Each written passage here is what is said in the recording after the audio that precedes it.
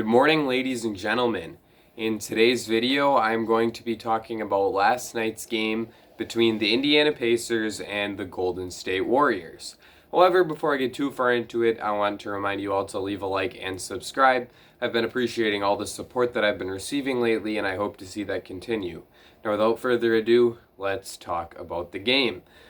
This was a really fun back and forth game where both teams played pretty clean basketball aside from a messy stretch in the middle of the third quarter where there were turnovers galore. But for the most part, it was good basketball. Both teams were giving a lot of good effort on defense and playing well on that end. We saw some incredible shot making from both teams, and we saw some really good performances from individual players. So this was a game that I really enjoyed watching, and the Pacers deserved to win it because when it came to crunch time, they were clearly the team that was playing better. This was my first time seeing the Pacers play this year, and considering they were without Victor Oladipo and were still able to come away with a pretty good victory against a playoff caliber team on the road is a good sign for me.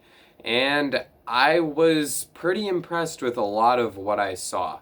It has to start with Miles Turner. Turner has to be the most impactful player that I've seen on the defensive end of the court so far this season. If I were making my vote for Defensive Player of the Year right now, I think I would have Turner number one on my ballot. He's just clearly such a high-level shot influencer on the defensive end of the floor. He blocked 4 shots tonight. I think he also came away with a steal. He's able to use his length to get in passing lanes and deflect passes that otherwise could turn into easy finishes for opposing big men. He's able to obviously protect the rim at a high level and block shots. We saw the Warriors resort to a lot of floaters tonight, and the Warriors commentators did point that out and talk about how they were shooting a lot of floaters and that, they weren't used to seeing that from the Dubs.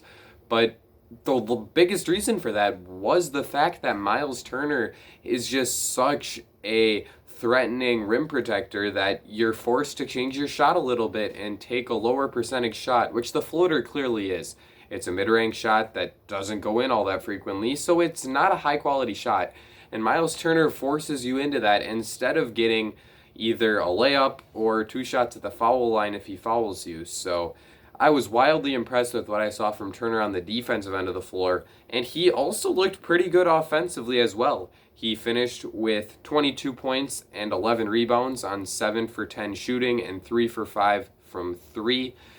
It felt like whenever he was getting touches inside, he was able to muscle his way through opposing defenders and finish.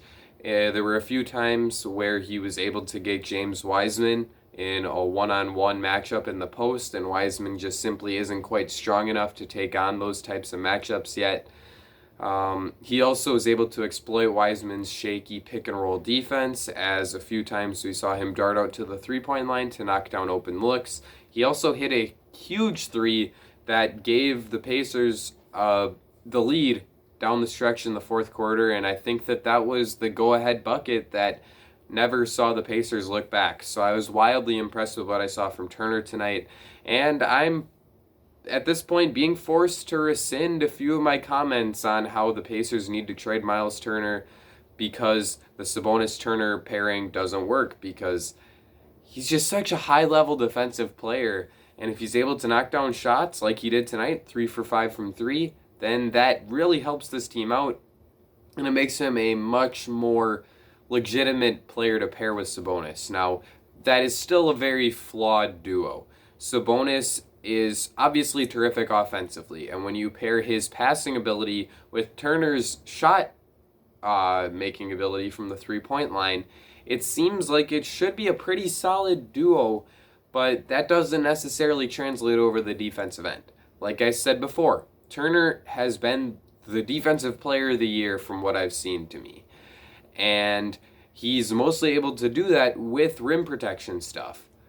But with Sabonis, he can't guard on the perimeter at as high of a level as Turner, so you would, kind of think that they might have Turner switch out and guard on the perimeter, but that takes away from how influential he can be protecting the rim.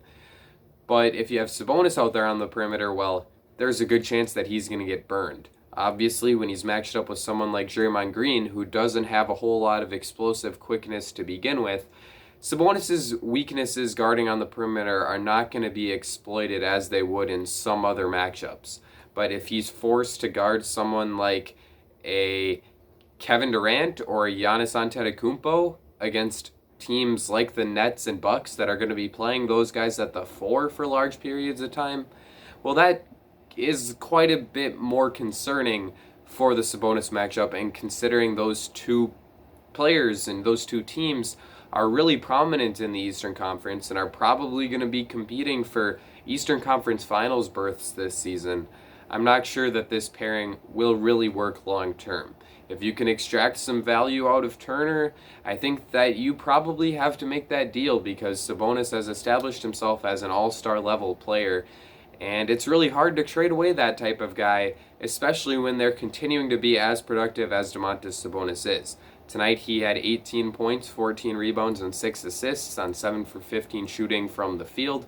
This wasn't his best night as a scorer, but you could see his vision as a passer. He was doing a great job of rebounding the ball, and he still did contribute his fair share of buckets, as 18 points is nothing to sneeze at.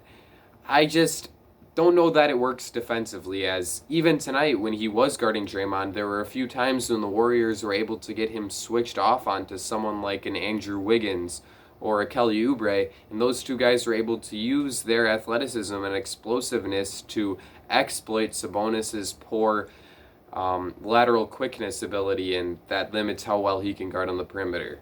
And those two guys actually had pretty good nights for the Warriors, and that's a large reason why this game was as competitive as it was.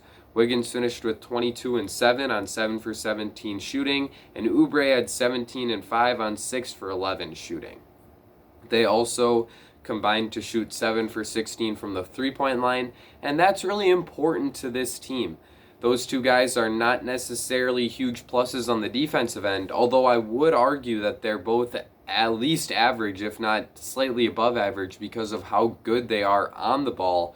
Obviously, they both struggle quite a bit off the ball where they can lose track of their matchups and get lost positionally. But when they're on the ball, they're both very active and they're able to create a lot of chaos, especially in the case of Wiggins, who finished with 4 blocks today, and a lot of those were recovery situations where he got beat by someone like a Malcolm Brogdon or a Aaron Holiday, and he was able to recover and block their shots at the rim. So those two guys are still able to be competent defensive players because of their plus on-ball stuff, and with having terrific off-ball defenders like a Draymond Green and Kevon Looney, and to a lesser extent Steph Curry even, who is very smart positionally, even if he isn't a superb athlete, that's going to be able to cover up for the weaknesses of those two guys. So if they're able to make shots offensively, well, that's all you can ask for from them, and they did that tonight, and it's why the Warriors were really in a position to win.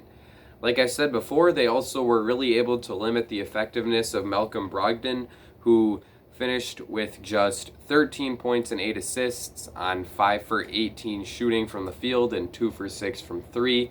He wasn't able to get to the line all that consistently tonight, which has been a place where he's been able to stockpile a lot of points so far this season. Obviously, he wasn't able to finish at the rim at the high level he has so far, largely because of Wiggins' on-ball rim protection as a shot blocker, and James Wiseman also had a few plays where he came over from the weak side and blocked some shots. And Brogdon also wasn't really able to get into that flow from the mid-range that we've seen from him at times this season. He's still, going to be competing for an all-star spot, but he did struggle tonight against the rangy and athletic wings of the Warriors. So I think that favors the Warriors more than it takes away from the Pacers, and the fact that the Pacers were still able to win despite a struggling game from Malcolm Brogdon is pretty huge for them. And I think that a key thing that you can point to in that was the fact that Aaron Holiday really stepped it up in this game. He's been starting quite a few games since TJ Warren went out with an injury, and that really hasn't been the best fit for him. He's struggled to find his rhythm and as a scorer, in that starting lineup as he's not getting the touches that he's used to. And in this game, Nate Bjorkgren, who I was really impressed with as a coach overall, a little bit of a side tangent here, but the decision to challenge the Malcolm Brogdon foul on Draymond Green might have won this Pacers team the game. They were up 5 and had all the momentum, and then Draymond went to the rim and got blocked by Brogdon, but the officials called a foul. And if Bjorkgren doesn't challenge that call, then there's a chance that Draymond goes to the line and cuts that lead down to 3. And from there, who knows what happens. But instead, the call is overturned. It's ruled a jump ball. Draymond Green is in at center, jumping against Miles Turner. Obviously, that's going to go in the Pacers' favor. And they come down. Aaron Holiday attacks the rim, finds Justin Holiday on the weak side, slings it over to Justin, and he knocks down a wide open corner 3. That changed the game, and that's what really cemented this in the Pacers' favor. So great choice there by Bjorkgren. I just wanted to point out that that was excellent usage of his coach's challenge, and I hope that we see other coaches be that intelligent in how they use it. In particular, we saw Steven Silas completely waste his challenge on a foul call that wouldn't change much at all at the very beginning of the third quarter. So kudos to Bjorkgren. But getting back to Aaron Holiday here, he finished with 16 points and 12 assists tonight on 6 for 16 shooting, and he knocked down 2 of his 5 3-point attempts. Like I said before, Holiday was struggling in the starting lineup, so having him move back to the bench where he's able to be the primary focal point of the offense and really initiate a lot of what goes on that side of the floor really boded well for him. And we saw his strong shot-making ability with his quick first step and success at getting around defenders really pay off as he was able to both get to the rim and find shooters on the perimeter for kickouts. So overall, really, really nice game from Holiday as reflected by the stat line. And honestly, watching the game, it really felt like he was a game changer for this Pacers team. And he's a large reason why they were able to take advantage of those minutes at the beginning of the second and fourth quarters when Steph Curry and Draymond Green are out of the game. And he really kept this team afloat in those minutes. So I think that the fact that he's back to coming off the bench really bodes well for him, and he can thrive in that role as a third guard player who can really pile up points off the bench. Now that's going to be more successful when Victor Oladipo is the one starter over Edmund Sumner, but Sumner did have a pretty solid game. He's always been a guy I've liked dating back to his time at Xavier as a slashing player who is also a plus defender. He needs to improve the shot. I don't think he knocked down a single look outside of the paint today where he was really effective. He finished with 12 points on 6 for 11 shooting, but he's got to improve the jumper in order to really be a rotational piece on a healthy team. But considering the lack of wing depth that this Pacers team has right now due to the injuries to Jeremy Lamb, TJ Warren, and to a lesser extent at this point, Victor Oladipo, he's going to have a chance to get some minutes, and I think that if he can iron out that shot, he's really got a chance to stick. But back to Holiday, this six-man role suits him better, and I think that he's got a chance to really do well in it. For the Warriors, the Stars had so-so games. Actually, no, I would say Draymond had much more of an impactful game than just so-so. He put up a Draymond Green stat line, 7 points, 6 rebounds, 10 assists on 2 for 7 shooting, but he really changed the game with his passing and his defense, as usual. There were multiple occasions where he threw lob passes to a weak side roller in James Wiseman, and both of them resulted in finishes from Wiseman. And that's appearing to be a duo that's establishing some chemistry. And if that is a fact, then, oh boy, Wiseman is going to really benefit from having Draymond on the court with him. And I certainly think that that is important to his success in this season.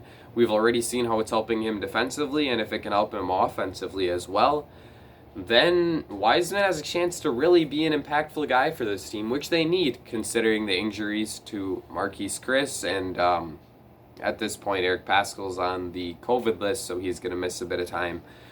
But Draymond was also terrific defensively. It felt like he spent time on everyone. Aaron Holiday's hot. Let's throw Draymond on him for a few possessions, and Draymond will shut that down. Oh man, I'm really unhappy with how Doug McDermott is being guarded coming off screens. All right, we'll throw Draymond on him to chase him around for a little bit before he cools off. Oh, geez. Brogdon keeps beating our guys. Oh, we'll put Draymond on him. Sabonis just keeps terrorizing us in the post. Oh, Draymond time. Like, you can literally put him on just about any player out there, and that's really, really important to the team's success because of how many so-so defenders there are, especially in terms of team defense, and he's able to cover up a lot of that both with his weak side rim protection and with his overall just communication and leadership skills. So having Draymond back is huge for this Warriors team, and I really think that this team can compete for home court advantage. That might be, a bit crazy to say, but I actually think that the starting lineup is quite good, and so is the bench. Like, Damian Lee is becoming a really underrated player. Like, people are noticing him for his clutch shot making, both against the Bulls a few weeks ago and then against the Raptors a few days ago. But he's really just a consistent scorer off the bench. Tonight he put up 12 points on 5 for 11, shooting 2 for 7 from 3. I believe 10 of those 12 points came in the first half. And there was a stretch of time where Damian Lee was the only Warrior who could consistently make shots, and he really kept them in the game at that point. So Damian Lee is an important player off the bench. Michael Mulder hit a few big shots for this team. Kent Bazemore is playing really hard. He's a plus defender, and he has a great motor. Kevon Looney is a reliable backup big man. When he's healthy, Eric Paschall can give you buckets and bunches off the bench. So this is a good bench, and you have a superstar in Steph Curry. You have Draymond Green, who can be the focal point of your defense, and you have Andrew Wiggins and Kelly Oubre as like two-way wings who are hopefully a bit more consistent than they have been so far. But I certainly think that this is a playoff team, and they could contend for that upper echelon in the West because, honestly, outside of the Lakers and Clippers, how much faith do you have in any of these other Western Conference teams? And then with Indiana and their outlook moving into the future, they have to get healthy. Jeremy Lamb and TJ Warren both being out really doesn't bode well for this team, as they are going to struggle to get production from the wings. Giving all those minutes to someone like Edmund Sumner probably is not a foolproof plan moving forward. I also think that Doug McDermott is a very flawed player because he's a minus defensively and can't do much with ball in hand. So when teams have a player who can chase him around on the perimeter, well, he's just not really all that effective. I really like Justin Holiday, and I think that he is a starting caliber player in this league as a 40+% three-point shooter who is also able to guard multiple positions defensively and can take on some really difficult matchups. But outside of him, I struggle to see where the wing depth is on this team, and I think that could hurt them.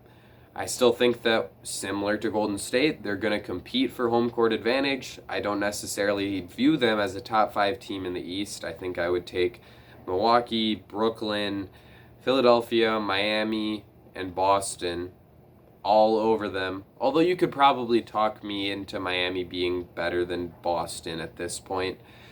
But talk me into Indiana being better than Boston. I believe I said Miami on accident there. It's a late night here. But, Sabonis and Brogdon have been playing at an all-star level, and if that continues, this team has a chance to beat any given team on any given night, and they're certainly going to be quite a bit of fun to watch. Let me know what you thought of this game in the comments section down below. Leave a like and subscribe if you did enjoy this video. Also, let me know what you think of the Mandalorian t-shirt if you're still watching. My sister got it for me for Christmas, and this is the first time I've worn it in a video. So let me know. Are you a fan of the Mandalorian or not? Kind of a random question, but hey, why not? That's going to be it for me. Ladies and gentlemen, I will see you all again very soon.